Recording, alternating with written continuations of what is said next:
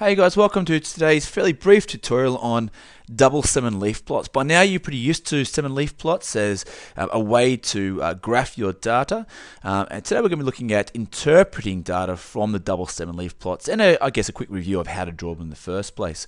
You remember in some leaf plots you have the stem, which is often referred to as the tens column, and then we have the leaf, which is often referred to as the units column, and the tens column joins together with each of the units column to create the numbers. So if I was to write the actual numbers out from the first one that we've got on the left hand side, we're looking at the number 5 and 7 because a 0 goes with both of those numbers to make 5 and 7. The next one will be a 12, another 12, a 15, another 15 and a 17, then it go 21, 22, 25, 26, 27 and 29. So again, you can see the tens digit goes together to make up with the units digit to make up that number. Of course, if it gets over 100, then that means that the tens column, I guess, would go up to 10. So 105 would be a 10 with a 5 next to it. A 9 would be a 10 and a 9. And so I shouldn't have actually put that little comma there because you don't need to put commas in when you're actually drawing them. And often what will happen, you'll have a what we call a key diagram most of the time, and it might say 1/2 equals 12 people, for example. Now, all a double stem leaf plot is, it uses a common tens column or a common stem, and the leaves go off either side. And often what will happen, each side will represent something different. For example, in this diagram here, the right hand side could be to do with the boys, and then the left hand side could be the numbers to do with the girls. And they'll still mean the same thing. So for example, the boys' data would read as 7, 11, 12, 15, 15 and 19, for example. And then the girls on the left hand side would read as 9, 12, 13, 15, 18, for example. Okay, so most of the time what we'll be doing is probably not even drawing them out, but interpreting the data that is given to us. But you might have to draw it, so just be careful. Okay, the ages of residents attending 2 community meetings are recorded opposite. We have meeting A on the left-hand side. We have meeting B on the right-hand side.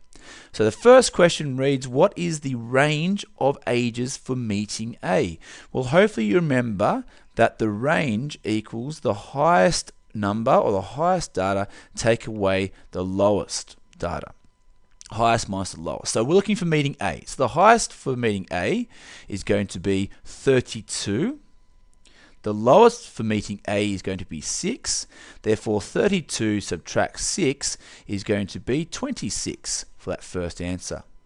For question B, it says, what is the range of meeting B? Well, we're going to do the same thing. Actually, I'm going to put B underneath A just because it's not going to be too much more working. Same thing, highest take away lowest, but this time we're doing meeting B. So I'm going to put B for that one. So we're doing 35 because it's the 3 with the 5 and take away 9. So in that case it's going to equal to 26. Alrighty, so you kind of get the idea with the range there. Part C, how many residents in meeting A are older than 21? Okay, let's have a look. We've got 2 and the 1.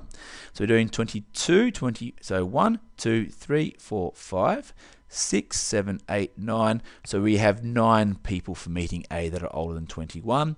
How many residents in meeting B are younger than 22?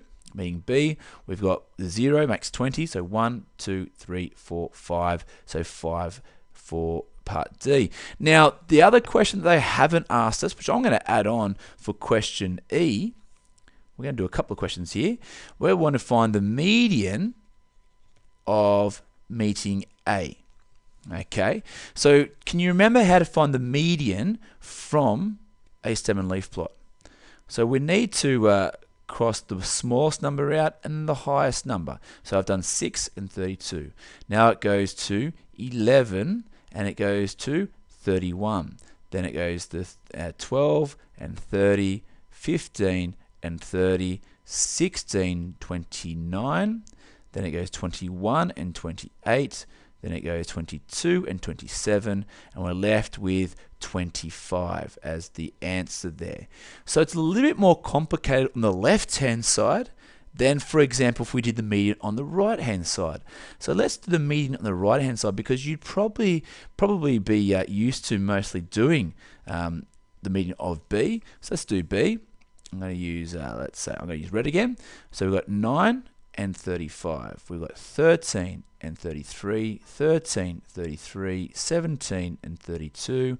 We've also got 20 and 29, 22, 29, 26, 28. We're left with 26. That's pretty much most of the questions. There is, however, one other question which you might get. And that is, G, the median of both meetings, which means that you need to combine both of the data from both sides. So what would be the best way to do that? Now, I've made it a bit trickier because you can't see the numbers underneath my writing. Okay, apologies there.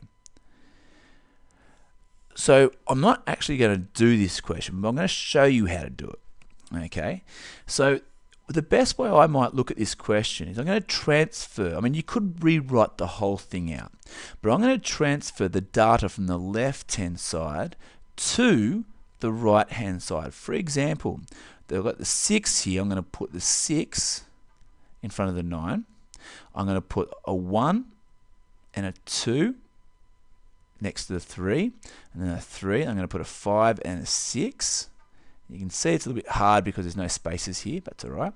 Then I've got the 20, then I'm going to go 21, and a 22, and a 25, etc. Now you can see there it's getting quite complicated because the numbers on the right-hand side, it's a bit hard to write them between there. So perhaps on a question like this, I might rewrite it. Okay, and what I mean by that is just doing one stem and leaf plot, putting 0 here, and then putting the 6 and the 9, putting the 1, and then saying, okay, I've got the 1, the 2, the 3, the 5, the 6, the 7, and then working out the median from there. But generally speaking, in most exam papers, you should be able to squeeze one side into the other side. I would never just go 6 and then look for the highest here and say 35, and then 9, and then the other one, the other side. It gets too complicated working from both sides, so just try to either put it onto one of the sides or rewrite it into one stem and leaf plot. Okay, pretty much most of the questions you might have. Just remember, if you're looking for the mode of, let's say, A, the mode is the most common number. So we're looking for the number on the left-hand side that occurs the most times. In this case, it would be 30, I believe, because there are 2 zeros. Sometimes you might have more than one mode, or you might have no mode. Okay, hope this was useful, guys. Have a crack at some of the questions. Let me know if there are any problems at all. Have an awesome day.